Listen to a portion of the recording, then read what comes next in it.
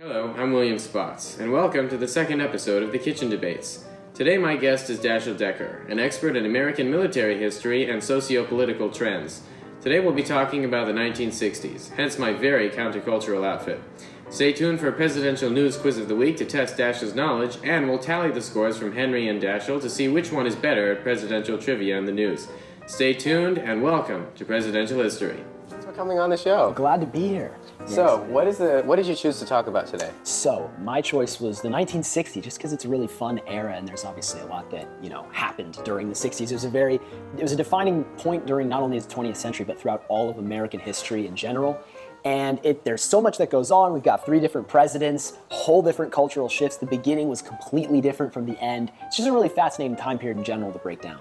So, is it more the social revolutions or the political revolutions, or are you most interested in how they all interacted with each other? It's that last part exactly, how they all interacted, because there was obviously the civil rights movement, it led into second wave feminism, there's so much going on socially, the anti-war movement, and then there's still mixed with everything else, the political aspects of the 60s, how Kennedy, how Lyndon Johnson, how Nixon, how they all changed things.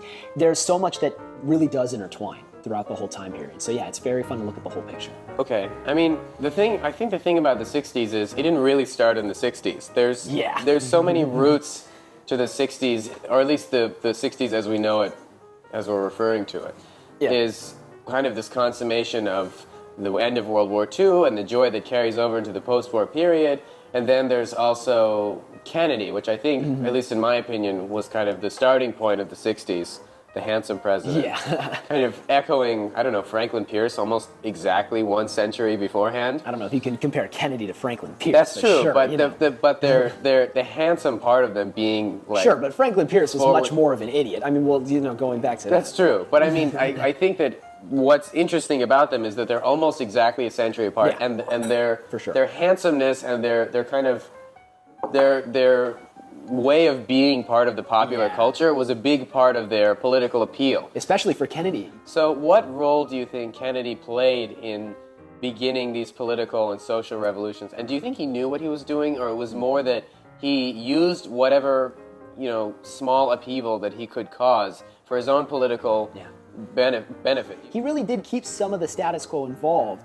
And through his presidency, the country went through a lot of shifts, but I do think ultimately, I don't think he was really sitting there saying, you know what, I'm going to start this revolution when I get elected. I think he was sort of more of one of the causative agents of that, but I don't think that it was ultimately him starting this radical period in the country.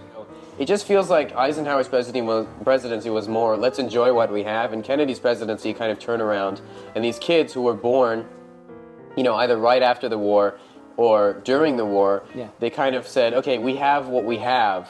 And because they didn't experience the war, they kind of said, well, why can't we have more? I feel like that's a big part of the 60s. Yeah, and I definitely agree with that. That's a good take. But also, rather than that, because the people that were born and they didn't have to experience the world, yes, they were coming of age then, but it's also, don't forget about the midlife crisis generation. That was the 50s.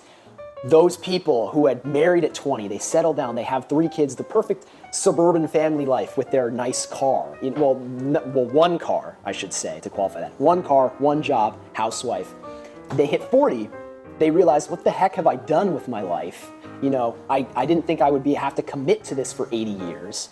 And then they go out and they buy a sports car, and then they cheat on their wife with their secretary, and then they do that whole thing. And that was going on in the 60s. Housewives, obviously, got sick of being housewives after 20 years, right? After their kids graduate, now what are they doing? Are they going to have more kids?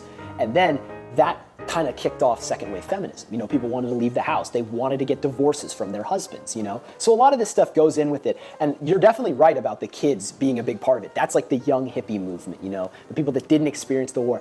But also it was equally as much those people that, felt sort of disenfranchised by having to spend so much time in such a restrictive lifestyle. And after they kind of settled back down for 10 years during the Eisenhower presidency, the Democrats brought out this different political platform where they're saying, there could be more. There are threats out there. There's communism. There's space travel. There's progress to be made. It doesn't just have to end here. And it was a very successful political campaign. I mean, if you look at Democratic control of Congress throughout the 20th century, there's a 40-year reign there.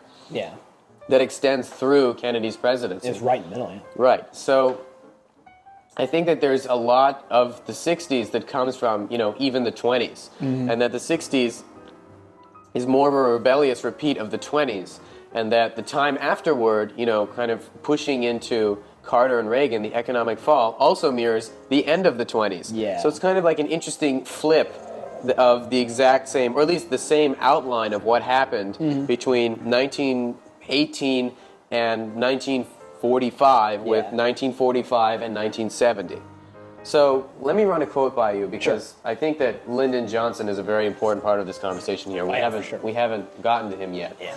He said, "I want to be the president who helped feed the hungry and prepare them to be taxpayers instead of tax eaters.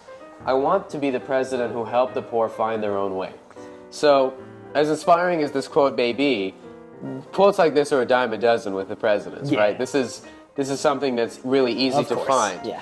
But I think that there's a certain, at least what I think of it is when I hear that, is that there is a certain irony in it, in that what we found from the Great Society statistically was that yes, even though people got more benefits, we know that not a lot of change in who the taxpayers were occurred. Does the irony strike you, or does it more make you think of the Great Society and its triumphs? And if so, what triumphs, do you think were the most notable?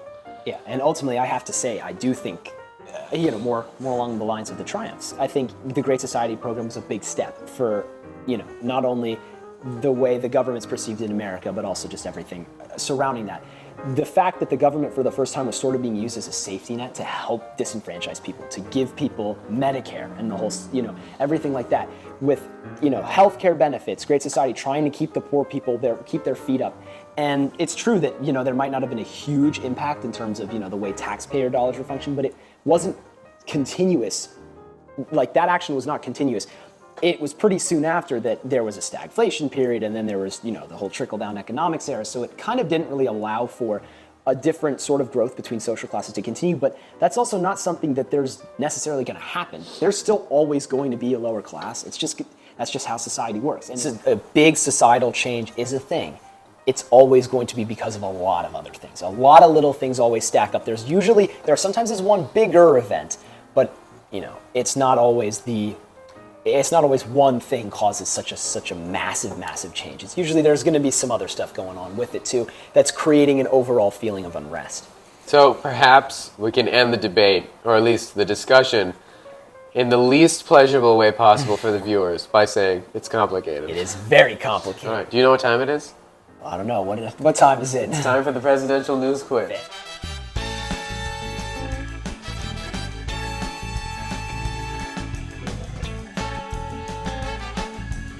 we go.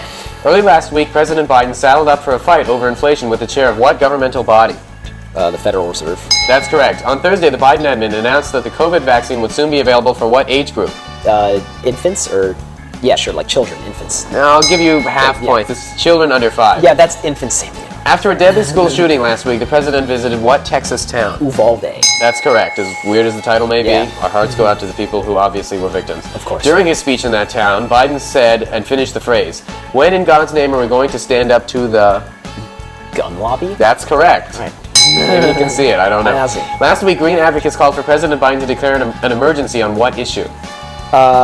Wait, what advocates? Sorry, I missed the beginning part. Green advocates. Green advocates, so like environmentalism? Yeah, the climate crisis. I'll give you another half point. Yesterday, the Secretary of Commerce announced that in response to rising inflation, Biden is considering lowering tariffs on which Asian country? China.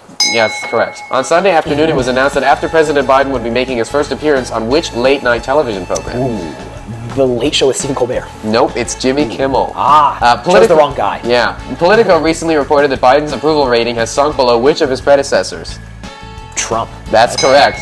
I did see that. Speaking of polls, the National Review just reported that President Biden's handling the economy is now disapproved of by what percentage of Americans? Like, I don't know, like 85. 70% of Americans. It's pretty. And the last question. On Saturday, an unauthorized plane entered into restricted airspace over Biden's vacation home, prompting a full evacuation of the property. Upon interviewing the pilot, the Secret Service found out that the pilot didn't hear about the change in flight restrictions because while flying, he was doing what?